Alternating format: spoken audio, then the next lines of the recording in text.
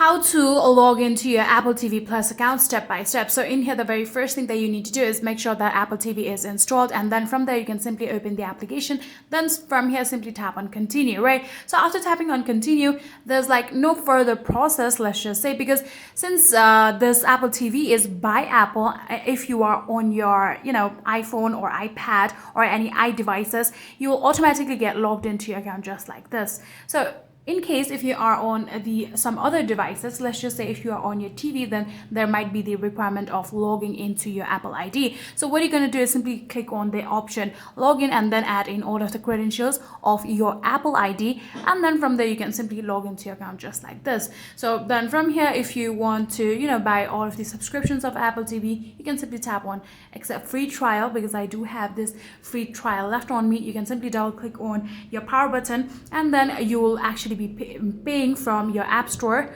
And yeah, that is it. If you guys do have any further queries, then please let me know in the comment section down below, and that will be it for this video.